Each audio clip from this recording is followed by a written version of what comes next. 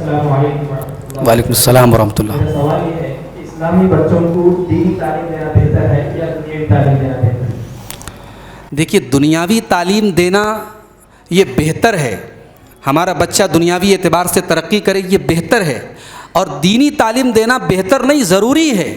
اللہ کے رسول صلی اللہ علیہ وسلم کی حدیث ہے، طلب العلم فریضۃ علی کل مسلم، ہر مسلمان کے لیے دین کا علم حاصل کرنا فرض ہے۔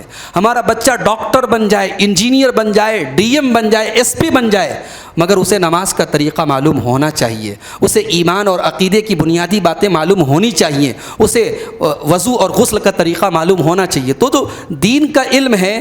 ہمارے معاشرے میں بڑے افسوس کی بات ہے کہ یا تو ہم نے ڈیوائڈ کر دیا کہ بھئی دین کا علم حاصل کریں گے دنیا نہیں حاصل کر سکتے، دنیا کا علم حاصل کریں گے دین حاصل نہیں کر سکتے۔ ایسا نہیں ہے، آپ اپنے بچے کو عصری تعلیم دیں، لیکن کچھ ایسا انتظام بھی کریں، کسی مولوی صاحب سے بات کر لیں، کسی مسجد میں اگر مکتب کا انتظام ہو وہاں اپنے بچے کو بھیجیں کہ بچہ آپ کا جو دین کی بیسک باتیں ہیں وہ بچے کو بچپن سے، اور بچپن میں جو بچہ سیکھ لیتا ہے نا وہ ساری زندگی اس کو یاد رہتا ہے۔ تو بچوں کو دینی تعلیم دینا یہ ضروری ہے میرے بھائی، یہ بہتر نہیں ہے، ضروری ہے۔ اس کا ہم سب کو اس کے لیے کوشش کرنی چاہیے، اس کے لیے انتظام کرنا چاہیے۔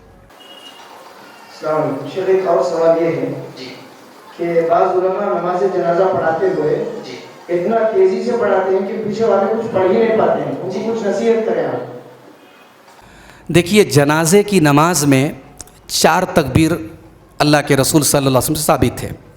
پہلی تکبیر کے بعد اللہ کے پیارے رسول صلی اللہ علیہ وسلم سورہ فاتحہ پڑھتے تھے، اور ساتھ میں کوئی سورت ملانا ہم چاہیں تو ملا سکتے ہیں، ضروری نہیں، ضروری صرف سورہ فاتحہ ہے۔